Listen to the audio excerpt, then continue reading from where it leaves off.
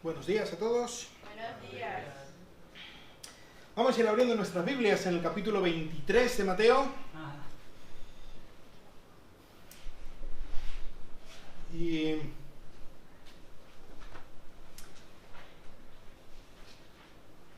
simplemente para recordarnos un poco dónde estamos, recordáis que Jesús había salido airoso de todas las trampas que le habían tendido los líderes religiosos después de su llegada a Jerusalén y de su entrada triunfal, todo el mundo aclamándole como el Mesías, el hijo de David.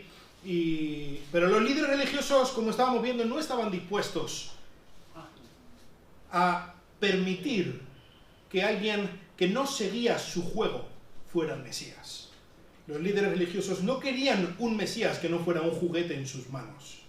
Así que estuvieron tendiendo todo tipo de emboscadas y de trampas dialécticas a Jesús, de las que vimos como él no solamente había salido airoso, sino había salido vindicado y había demostrado que los líderes religiosos no tenían ni la más remota idea. Y vimos la última vez que estuvimos juntos, al final del capítulo 22, que Jesús, de hecho, da un giro de tuerca a todo esto, y ahora él les tiende una trampa a los fariseos, y demostró que ellos, que intentaban ser los máximos exponentes del judaísmo, los mandamases, los que sabían, los que dirigían, los que hacían y deshacían, no tenían ni la más remota idea, número uno, acerca de la Torá, y número dos, acerca del Mesías. Ellos, que decían que eran los únicos que tenían la autoridad para señalar al Mesías, no sabían ni cómo, ni qué autoridad tendría el Mesías, no sabían ni siquiera de quién sería hijo en última instancia el Mesías. Así que vamos a ver a partir del capítulo 23, versículo 1, dice: entonces Jesús habló a la muchedumbre y a sus discípulos, diciendo: los escribas y los fariseos se han sentado en la cátedra de Moisés, de modo que haced y observad todo lo que os digan, pero no hagáis conforme a sus obras, porque ellos dicen y no hacen.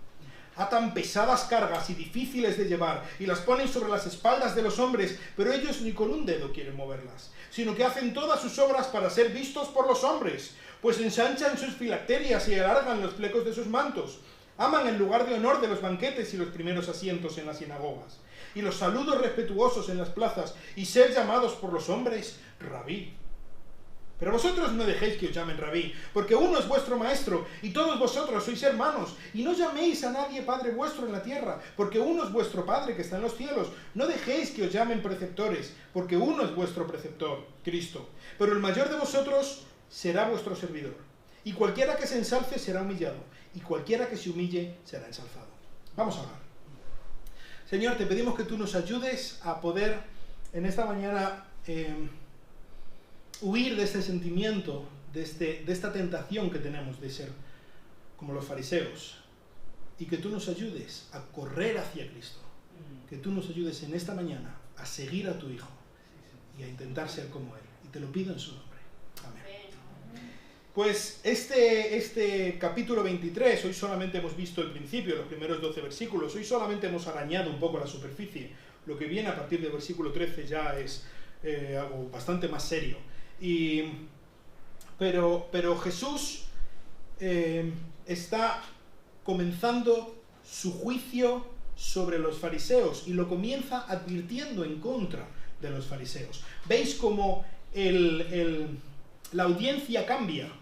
En el texto anterior, durante todo el capítulo 22, de hecho, Jesús ha estado tratando con estos líderes religiosos que le hacían trampas, que le preguntaban y tal. Y ahora parece que después de la pregunta que les hizo Jesús, después de la victoria total que tuvo sobre sus adversarios en su comentario sobre el Salmo 110, se habían disgregado, se habían diluido, ya no había fariseos a la vista, y ahora Jesús habla a las multitudes acerca de los fariseos, aunque después a partir del versículo 13 volverá a hablar a los fariseos.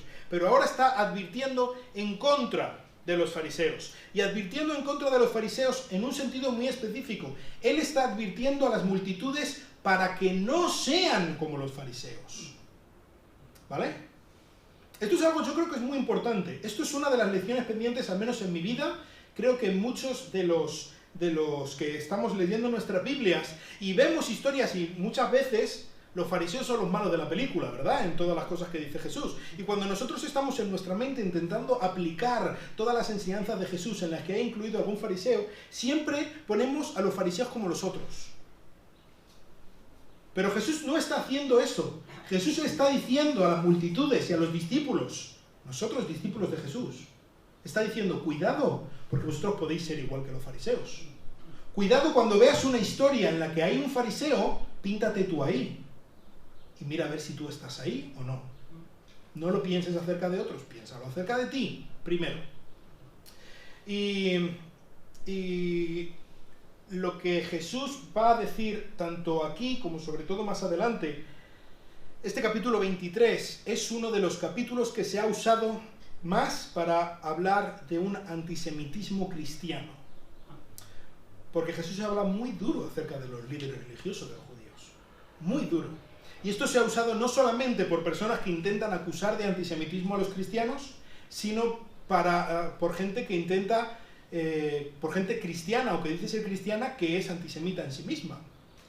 Pero yo creo que, aunque sí que habla muy duro en contra de los líderes religiosos, específicamente de los escribas y de los fariseos en este capítulo, no ha lugar esto que se dice, que aquí esto es antisemita. ¿Por qué? Bueno, para empezar, Jesús, nuestro Salvador, es judío. Es judío de los pies a la cabeza, circuncidado al 8º día, judío de judíos. Fíjate si es judío Jesús, que es de la misma línea y del linaje de David, del rey David, el exponente del judaísmo. Pues ese es Jesús. Jesús es judío, con todas las de la ley. Además, Jesús aquí está defendiendo la Torá, defendiendo la ley judía, los escritos de los judíos. ¿Cuál es la autoridad que tienen los líderes religiosos aquí? Que ellos están sentados en la cátedra de Moisés. Por lo tanto, Jesús está defendiendo la autoridad de los escritos de Moisés, de la persona de Moisés. Y de hecho Jesús les está diciendo a los discípulos, obedeced lo que ellos os digan. Luego ya ellos hacen otra cosa, pero todo lo que ellos os digan, siempre y cuando esté de acuerdo con los escritos de Moisés, con lo que está en la palabra de Dios, obedecedlo. Fíjate si Jesús está poniendo en alto el judaísmo, que está mandando a sus discípulos y a las multitudes que estaban allí que obedezcan a lo que dice el judaísmo, que obedezcan los escritos de Moisés, la Torá, el Antiguo Testamento, los escritos, los profetas y la Torá. Así que es verdad que hay una crítica muy fuerte en contra de los líderes religiosos, pero no es en contra del judaísmo en sí, no es en contra de Israel en sí, es en contra de estos líderes religiosos que se sientan en la cátedra de Moisés. Y vamos a hablar un poco ahora acerca de esto. Parece ser que en las sinagogas, según hemos visto por los hallazgos arqueológicos, en las sinagogas de las ciudades que eran un poco más grandes, había en el centro de la parte de adelante, donde se sentaba el que presidía la sinagoga, el rabino, el líder de la sinagoga, había una silla de piedra. En las sinagogas grandes, otras sinagogas un poco más pequeñas, de un pueblo o algo así, pues había una silla un poco más humilde, de madera o lo que fuera. Pero en las sinagogas importantes había una silla de piedra y eso se llamaba la cátedra de Moisés. Así es como lo conocían. ¿Por qué? Porque el que se sienta en la cátedra, en la silla de Moisés, es el que tiene la autoridad de Moisés. También, de hecho, otra manera de decir, de hablar de suceder a Moisés, es decir, se ha sentado en la cátedra de Moisés, se ha sentado en la silla de Moisés. Así que básicamente lo que está diciendo Jesús es, los escribas, los fariseos, son los herederos legítimos de Moisés. Ellos tienen la autoridad de Moisés, porque son los que exponen la ley de Moisés al pueblo. Así que escuchadles, hacerles caso. Ahora, hacerles caso, ellos están sentados en la silla de Moisés. Hacerles caso en tanto en cuanto hablen lo que decía Moisés. Si están exponiendo las palabras que decía Moisés, si están hablando la palabra de Dios, escuchadles y obedecerles, porque tienen la autoridad de Moisés detrás. No si están diciendo cualquier otra cosa. Si están diciendo, venga, vamos a traer a todos nuestros hijos y sacrificarlos a Moloc. Pues no, porque eso no tiene nada que ver, es diametralmente opuesto a lo que decía Moisés. Entonces no tienen que obedecer lo que está diciendo Moisés. Pero siempre que estén hablando, siempre que estén exponiendo las palabras de Moisés, están en la cátedra de Moisés, obedecerles. Tienen la autoridad de Moisés encima de ellos. Así que el pueblo debería respetar esta autoridad. Fijaos si tienen la autoridad que en el texto anterior ellos rechazaron a Jesús como el hijo de David, en el sentido de hijo de Dios, su máxima autoridad como hijo de David, como Mesías. Y ahora Jesús está diciendo, estos que me han rechazado son los que tienen la máxima autoridad. Estos que me han rechazado están sentados en la cátedra de Moisés. Así que me rechacen ellos significa que me rechaza Israel. Y a partir de aquí, Jesús va a condenarlos a ellos y Jesús va a condenar a Israel como nación, y lo veremos en el próximo capítulo, en el capítulo 24. Así que Jesús se toma muy en serio esta autoridad que ellos tienen, incluso para lo malo.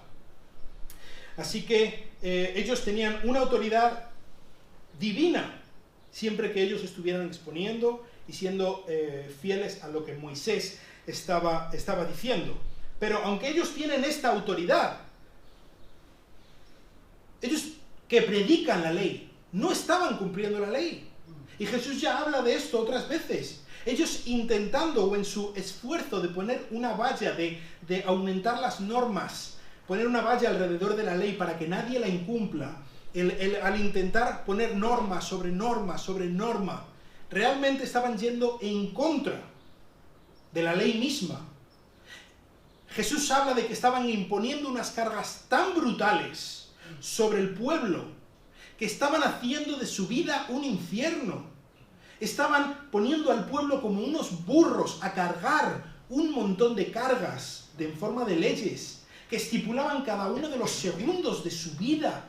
Estipulaban cómo tenían que hacer cada una de las cosas, de tal manera que lo que habían conseguido es que el pueblo que había sido rescatado con mano fuerte de Egipto, de la esclavitud en Egipto, ahora hubiera caído en una esclavitud a una ley todavía más perversa, todavía más opresora. No les dejaban hacer nada sin que estuviera ya estipulado. Toda su vida, cada paso, cada día, cada segundo de sus vidas, tenían que hacer esto de esta determinada manera y de la otra determinada manera. Así que ellos estaban yendo en contra de la ley. Por eso Jesús dice, ellos hacen lo que ellos dicen, pero no lo que ellos hacen, porque ellos hacen y no dicen. Ellos dan un montón de leyes para que todo el mundo tiene que cumplirlas. Ellos oprimen al pueblo con todo este peso de la ley que ellos tienen que cumplir. Pero ellos, ni con un dedo, quieren moverlas. Y yo no creo que aquí Jesús esté diciendo que el pueblo, ellos daban muchas normas al pueblo, pero ellos no vivían conforme a esas normas. No, era difícil ser fariseo, ¿eh? Ellos sí cumplían todas estas normas. Ellos sí eran escrupulosos en cada segundo de su vida por estar cumpliendo cada cosa que ellos decían. Entonces, Jesús no está diciendo que ellos no lleven sus propias cargas o que su propia vida no sea difícil o no fuera una esclavitud, que lo era, su propia vida.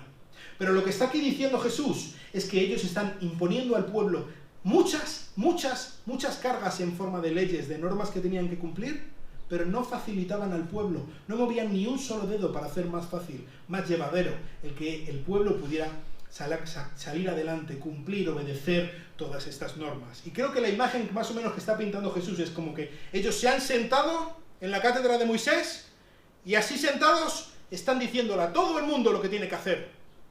Yo estoy aquí sentado tranquilamente, no esperes que yo me levante para ayudarte, ¿eh? No, yo simplemente te digo, tienes que hacer esto, y tienes que hacer esto, y tienes que hacer esto, y cuidado no hagas esto, cuidado no comas esto, cocina esto de esta manera, no andes tantos pasos el día de sábado, tienes que lavarte las manos de determinada manera, cuidado que no escupas en el día de reposo, ten cuidado, así un montón de normas, muchísimas normas, pero ellos no facilitaban absolutamente nada que la gente pudiera cumplir todas estas normas. Ellos estaban allí sentados poniendo normas, y normas, y normas. ¿Por qué hacían esto? Hacen todas sus obras, versículo 5, para ser vistos por los hombres. Y Jesús ya ha hablado de esto. Por ejemplo, recordáis en el Sermón del Monte, ¿cómo oraban Ellos oraban a grito pelado en la plaza, para que todo el mundo los escuchara, ¿verdad? ¿Cómo daban las ofrendas? Tocaban las trompetas, para que todo el mundo, aquí vienen los fariseos a dar las ofrendas, mira qué buena gente, qué piadosos son, qué de billetes meten. Hacen sus obras para que les vean los demás. Básicamente lo que ellos estaban haciendo era poner tantas normas, tanta opresión, tanto peso encima del pueblo, y en este peso que ellos ponían encima del pueblo, ellos podían sobresalir y todo el mundo les veía como que aquí soy yo el santo, aquí soy yo el judío, aquí soy yo el israelita, el del pueblo de Dios, el que guarda el pacto, yo soy al que tenéis que mirar, aquí estoy yo, y no todos vosotros, que lo pasáis fatal y ni siquiera podéis cumplir las normas de los ancianos. Todos vosotros estáis malviviendo para intentar cumplir todas las cosas que Dios dice que tenéis que cumplir. Pero miradme a mí. Yo lo cumplo todo perfectamente. Yo soy el importante. Miradme a mí. No miréis a... No, aquí estoy yo. Miradme a mí.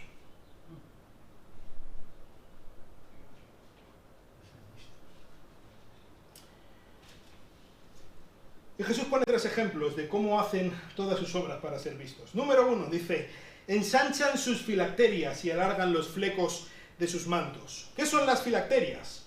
Pues recordaréis que hemos visto muchas veces el libro de Deuteronomio, capítulo 6, es uno de los capítulos más importantes de la Biblia.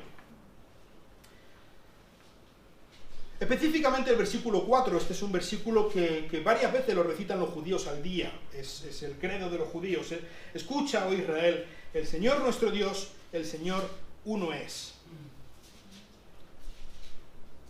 Amarás al Señor tu Dios con todo tu corazón, con toda tu alma y con toda tu fuerza. Y estas palabras que yo te mando hoy estarán sobre tu corazón. Diligentemente las enseñarás a tus hijos y hablarás de ellas cuando te sientes en tu casa, cuando andes por el camino, cuando te acuestes y cuando te levantes. Fíjate, versículo 8. Las atarás como una señal en tu mano y serán por insignias entre tus ojos. Esos son las filacterias. Tenían unas cajitas pequeñitas en las que metían escritos versículos, por decirlo de alguna manera, de la Torá en pequeñito, y se lo ponían en la cajita y se ponían la cajita para cumplir literalmente lo que dice el capítulo 6 de Deuteronomio, se lo ponían entre los ojos, aquí en la frente, una cajita con los versículos y atado en la mano como si fuera una pulsera. Se lo ponían porque así eran más santos. Pero es que los judíos, los fariseos, ellos, dice Jesús, ensanchan las filacterias. Si yo tengo una filacteria así, y soy así un poco medianamente santo, tú imagínate si en vez de meter 2 o 3 versiculitos, me meto la Biblia entera. Biblia de estudio, en una caja de zapatos. La meto y me la pongo aquí en la frente. Esto sí es ser santo, Así sí soy santo. Eso es lo que estaba Jesús diciendo. Suena un poco ridículo, pero era la mentalidad que ellos tenían. Cuanto más grande la filacteria, todo el mundo va a ver, madre mía, este hombre qué santo es. Y si tiene memorizados todos esos versículos, es que es un máquina seguro. Es que es lo mejor de lo mejor. Alargan los flecos de los mantos. Lo que es el manto para orar es algo muy importante para los judíos. ¿Sabes? En la concepción judía el suelo es pecaminoso en sí. Entonces, para orar, ellos llevan un manto que lo extienden en el suelo para ponerse encima, para orar. De hecho, es tan importante este manto, no sé si visualizáis la bandera del Estado de Israel hoy en día, esta que es blanca con unas líneas azules, simboliza este manto para orar. Es este manto que está ahí pintado. Es algo muy importante para ellos, pues en este manto que ellos normalmente lo llevaban por encima, si lo veis en las películas o algo así, siempre iban con un manto, este manto luego lo ponen en el suelo para orar, pues a los bordes tenían algunos flecos. De hecho, Jesús los llevaba también. No sé si recordáis cuando la mujer que tenía el flujo de sangre tocó el borde de su manto, literalmente tocó el fleco de su manto, entonces es algo que Jesús llevaba. ¿Y qué es lo que hacían ellos con estos flecos? ¿Sabéis lo que es un rosario de los católicos? que tienen una pulsera con unas cuentas. Entonces vas pasando las cuentas y vas haciendo rezos según vas pasando las cuentas para llevar la cuenta, por eso se llaman las cuentas, para llevar la cuenta de los rezos que llevas hechos, ¿no? Pues algo así eran los flecos. Entonces ellos tenían los flecos y por cada fleco tenían que hacer una oración determinada y tal. Era como una manera de recordarse las oraciones que llevaban hechas y las que tenían que hacer. Pues estos eran tan santos, tan santos, tan santos que tenían los flecos de 1,5 metros. Porque es que así, de verdad, no se olvidaban, hacían todos los rezos y lo hacían todo y la gente los veía, madre mía, qué flecos. Si tienen esos flecos es que oran, lo que ora esta gente. Qué buenos son, qué santos son los fariseos, madre mía. Madre mía, ¿quién pudiera ser como ellos? Y ellos, claro, pavoneándose, aquí estoy yo, el santo de entre los santos. Eso en cuanto a lo que llevaban. Pero dice el versículo 6, aman el lugar de honor en los banquetes y los primeros asientos en las sinagogas. Y siempre allí estoy para sentarme el primero, fila número 1 en la sinagoga. Que cualquiera que entre en la sinagoga me vea allí el cojote. Sí, está aquí, Paquito, qué maravilla, siempre está ahí, qué hombre más santo. Y en los banquetes siempre está el primero. ¿Por qué? Porque si Paquito es el más importante de todos, está el primero en los banquetes. Es el número 1. Y cuando sale el chuletón se lo queda para él, porque es el más importante. Luego ya los demás que unten pan si quieren la salsa. Yo soy el más importante. Y como yo soy el más santo, el más importante, miradme a mí, no vosotros. Vosotros ni cumplís ley ni nada. Yo soy el importante. Yo soy el que vale aquí. Versículo 7. Aman también los saludos respetuosos en las plazas y ser llamados por los hombres. Rabí, hace posible así porque son los más importantes, porque son los jefes, porque son los que mandan, son los santos. Y así es como les gustaba sentirse. Y ellos vivían, ellos cumplían, entre todas las comillas del universo, cumplían la ley solamente, la cumplían escrupulosamente bien, pero no por obedecer a Dios, no, solamente para que la gente se pensara que ellos eran lo que no eran. Solamente para que la gente se sintiera inferiores a ellos. Solamente para robar honor a Dios. En cambio, dice Jesús, vosotros, versículo 8, no tenéis que ser como ellos. Jesús toma específicamente el tema este de que le gusta que le llamen rabí y lo aplica a la multitud, a los discípulos que le están escuchando. Vosotros no tenéis que ser así. Así no es como funciona el reino de Dios. Quizás sí, así es como funciona el mundo. Eso es verdad.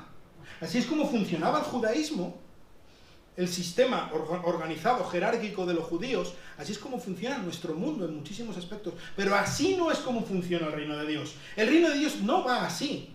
En cambio, vosotros no dejéis que os llamen rabí. Este rabí literalmente significa mi grande o mi magnífico. Se aplicaba en un sentido de mi maestro, el que enseña. Se tenía tanto respeto a la persona que desentraña los misterios de la Torá y que se lo enseña a la gente, que era un título de mucho, mucho respeto.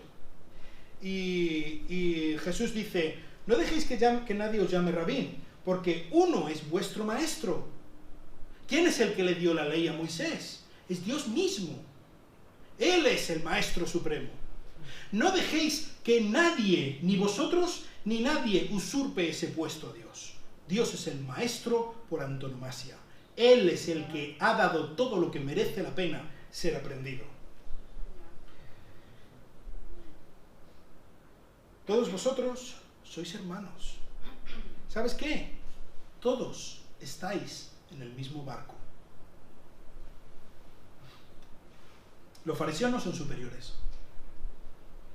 Ellos están igual de perdidos que vosotros, que los demás. Ellos no son superiores. Todos vosotros sois hermanos, sois hijos de Israel, les dice Jesús. Uno es vuestro maestro. Y que nadie que se diga maestro lo use para usurpar ni un ápice del honor, de la gloria del reconocimiento que merece ese Maestro Supremo. No dejéis que nadie os llame Padre, porque solamente uno es vuestro Padre, que está en los cielos. Este Padre, supongo que bueno, era un título de mucho prestigio, muy importante. Fijaos cómo se llamaba a los precursores de la nación de Israel: Abraham, Isaac, Jacob, los padres, los patriarcas decimos nosotros, pero en hebreo literalmente los padres, ellos le decían los padres de la nación, los padres de Israel. Era uno de los títulos más importantes. Por ejemplo, el líder del concilio, del Sanedrín, del concilio en el templo, se le llamaba el padre del concilio, en un sentido quizá equivalente a nuestro presidente o director o el jefe del concilio. Era lo más importante. Entonces, claro, alguien a quien se le llame padre es como, menudo, qué tío más importante, ¿no? Que es alguien que merece toda la gloria, es el padre. No dejéis que nadie os llame preceptores. Esta palabra viene de un verbo que significa enseñar, pero más bien en el ámbito de las ideas. Algo así como enseñar a pensar. Por eso también se podría traducir como tutor, o alguien que está contigo de la mano enseñándote cómo pensar, cómo crecer, cómo desenvolverte, cómo ser sabio en la vida. Y él le dice, no dejes que nadie os llame así, porque solamente hay uno, solamente tenéis un preceptor, alguien que os enseña a pensar correctamente, y ese es Cristo. Entonces, Jesús, yo estoy seguro, podría haber dicho muchos otros títulos, pero usó estos tres simplemente para decir, no dejes que nadie te ponga un título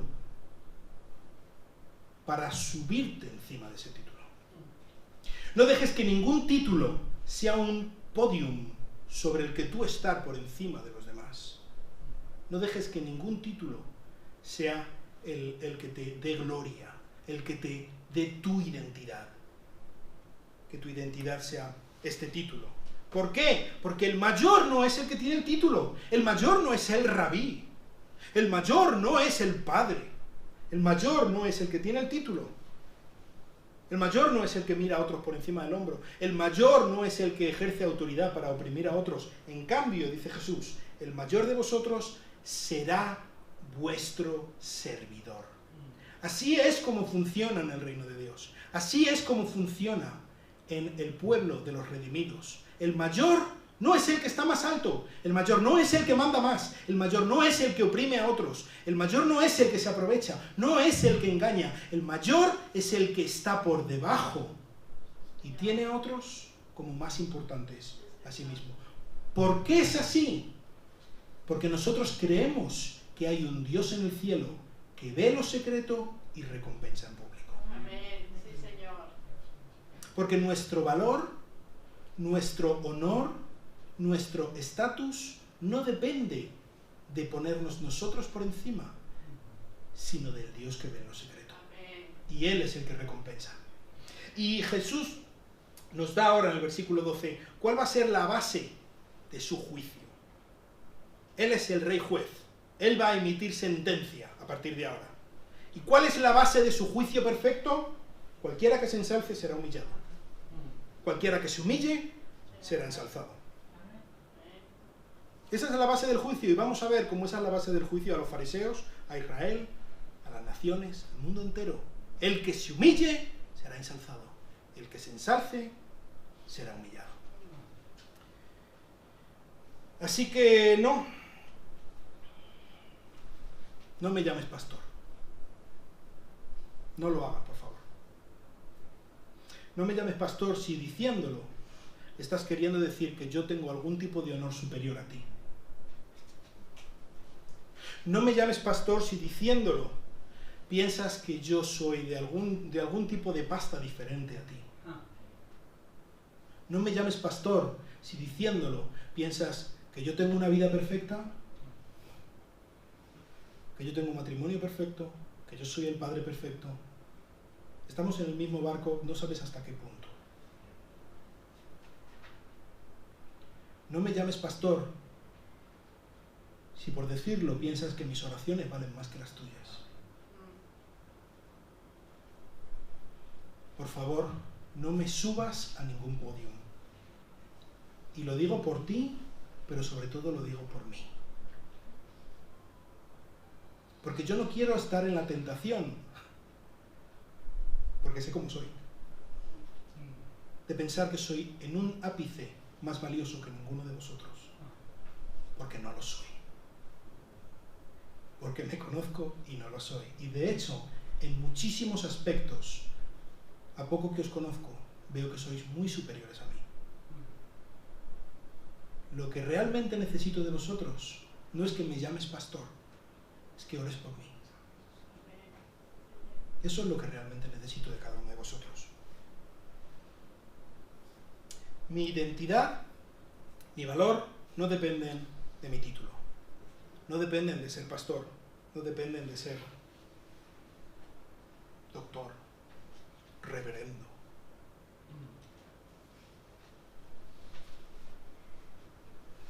¿Sabes de qué depende mi identidad? ¿Sabes de qué depende tu identidad? De una cruz con el Hijo de Dios clavado donde yo debería haber estado. De eso depende mi identidad. Mi identidad solo depende del Dios que me ha creado y me ha redimido.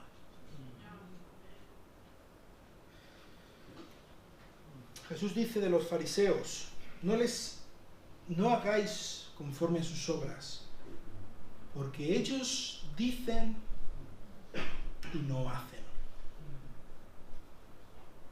Lo que ellos proclaman, su doctrina, la niegan con sus manos, con sus obras, con lo que hacen. No sé si te habrá pasado alguna vez a ti, que has sido más fariseo que los fariseos. Yo lo he sido.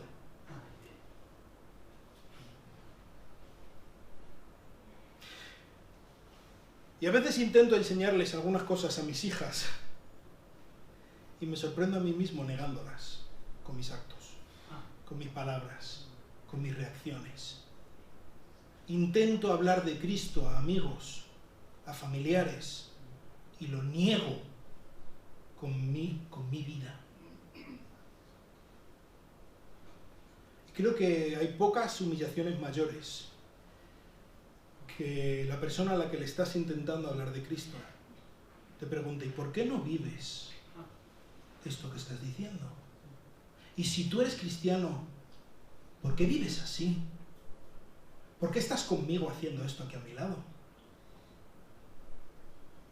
Hay una historia, la verdad no sé si será verdad, pero Mahatma Gandhi, él tuvo en sus años de juventud, él estuvo estudiando, creo que era en Sudáfrica, y tuvo mucho contacto con cristianos.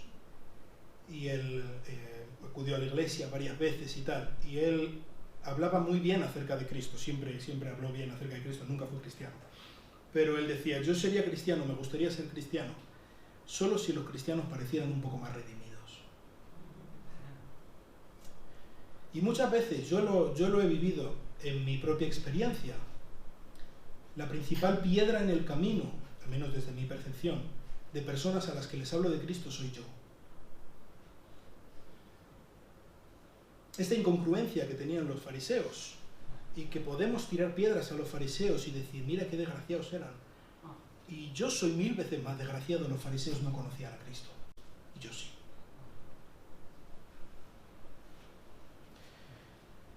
Y así como no debemos usar los títulos para intentar oscurecer, quitarle gloria a Dios, tampoco debemos usar nuestra vida, o debemos dejar que nuestra vida oscurezca la gloria de Dios, el sacrificio del Evangelio de Cristo, por nuestro mal testimonio. Y simplemente en cuanto a los títulos, yo no creo que Jesús esté diciendo así sencillamente que sea ilegítimo llamar a nadie, por ejemplo, padre, que todos enseguida, no sé, quizá probablemente hayáis pensado en los católicos, padre, cura, está mal. No creo que esté mal en sí, no lo sé, quizá tú lo piensas. Yo no creo que en sí, la cosa en sí esté mal. En un principio era una cosa como un símbolo de cariño que se daba, igual que, por ejemplo, la palabra papa viene de un símbolo, de una palabra de cariño que se daba al obispo de Roma. Ahora, lo que sí que está mal es agarrar ese título y elevarlo hasta poco menos que un semidios. Alguien cuya palabra es, como dicen, cuya palabra va a misa, cuya palabra es la palabra de Dios. El coger cualquier título y elevarlo hasta la categoría de alguien que merece algo más exclusivamente por ese título. Mi identidad es este título. Y esto es en contra de lo que va Jesús. Así que en sí yo no estoy diciendo, esto lo dejé a medias simplemente por llamar la atención, pero no estoy diciendo que esté mal llamar a alguien pastor. No estoy diciendo que en sí esté mal que me llamen pastor. Lo que sí que estoy diciendo que está fatal y que no debemos huir de ello. Vosotros de decirlo y yo de que me lo digáis. Que me llaméis pastor porque penséis que estoy encima de algún tipo de manera. Jesús no está abogando por una abolición de cualquier tipo de autoridad y que aquí en la iglesia tiene que ser una anarquía y que no hay... No, él estableció jerarquía, él estableció la autoridad, él es el que pone los pastores, él es el que da los dones, él es el que lo ha establecido de esta manera. Jesús no está aboliendo la jerarquía en la iglesia o que haya liderazgo dentro de la iglesia, no, pero lo que sí que está diciendo es que ese liderazgo está para servir, y es un liderazgo de siervos. No es un liderazgo de gente que está por encima, es un liderazgo de gente que está por debajo. Así es como funciona en el reino. Así que la base del juicio, cualquiera que se ensalce será humillado, cualquiera que se humille será ensalzado. Creo que debemos tener en cuenta en este sentido quiénes somos. ¿Cuál es la concepción que tenemos de nosotros mismos? Dice en el capítulo 12 de Romanos, versículo 3, en virtud de la gracia que me ha sido dada, digo a cada uno de nosotros que no piense más alto de sí mismo de lo que debe pensar. Debemos tener una correcta concepción de quiénes somos. ¿Y quiénes somos? Haz un ejercicio conmigo. Vamos a inspirar fuerte. Vamos a coger aire, ¿vale? Venga.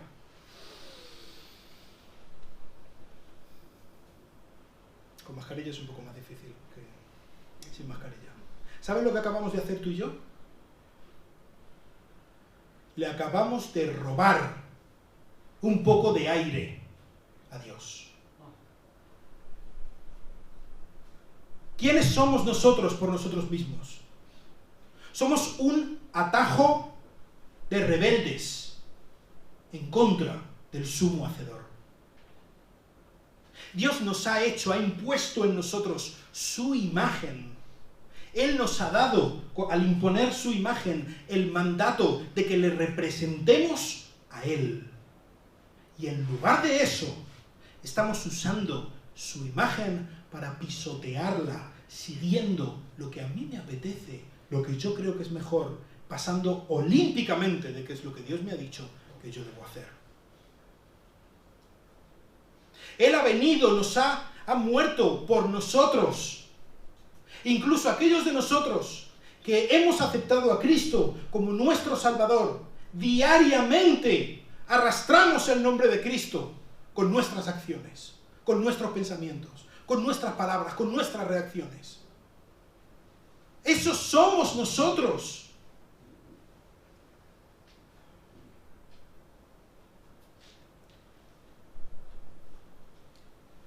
Cualquiera que se ensalce, cualquiera que diga,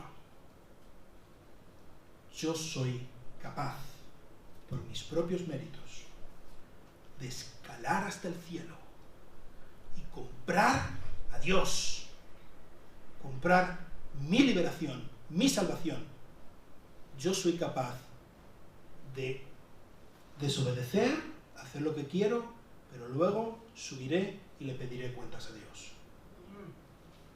Cualquiera que se ensalce Cualquiera que diga, yo soy capaz, así que no necesito a Cristo, será humillado, humillado hasta lo sumo, humillado por toda la eternidad.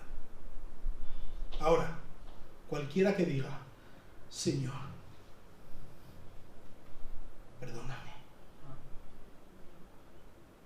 porque yo no merezco nada más que tu juicio, que tu ira, que tu rechazo sobre mí.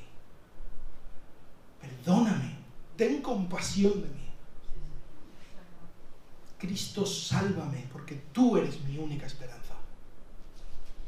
A ese Dios lo agarrará de su humillación y será exaltado. Solo tenemos un maestro, que es Jesucristo. Él fue el que bajó desde las alturas del cielo a las profundidades del infierno para rescatarnos. Se hizo un hombre, murió, resucitó por cada uno de nosotros. Ese es el ejemplo, ese es nuestro supremo maestro. Ese es el ejemplo que debemos seguir. El humillarse para que Dios nos exalte es un principio que no solamente funciona para la salvación, funciona para cada paso en nuestras vidas. Y es precisamente lo que Jesús les estaba diciendo a los fariseos. Vosotros no vayáis por lo alto, porque Cristo, porque Dios os va a bajar hasta el suelo. Vosotros id por el suelo. No digo que seamos unos pobrecitos y que vayamos lamentándonos y que, oh, pobrecito de mí, y que vayamos fustigándonos. No, nada por el estilo. ¿Sabes por qué? Nosotros podemos ir arrastrándonos por el suelo. Nosotros podemos ser pisoteados porque nuestro valor y nuestra identidad no depende de eso. Nuestro valor, nuestra identidad depende de nuestro Salvador. Así que tenemos la libertad de ser pisados sin que por eso nuestro valor baje un ápice. Nosotros podemos ser pisados y que Dios use eso para su gloria, para nuestro bien, incluso para la salvación de la persona que nos está pisando. Así que me gustaría que estés en la condición espiritual que estés. Si tú has creído en Cristo como tu Salvador, que decidas, yo voluntariamente me voy a humillar. Yo no voy a pedir mis derechos. Yo voy a cedérselo a Cristo. Yo no voy a pedir ser servido. Yo voy a servir a otros. Y si tú no has creído en Cristo, que te humilles hasta el punto de decir, yo no puedo, yo no valgo, yo no sé, sálvame, Cristo. Señor, te quiero dar muchísimas gracias por el gran Salvador que tú nos has dado. Gracias por estas palabras, Señor. Ayúdanos a entender en nuestro corazón que somos más fariseos de lo que pensamos. Pero ayúdanos a agarrarnos a Cristo, Señor.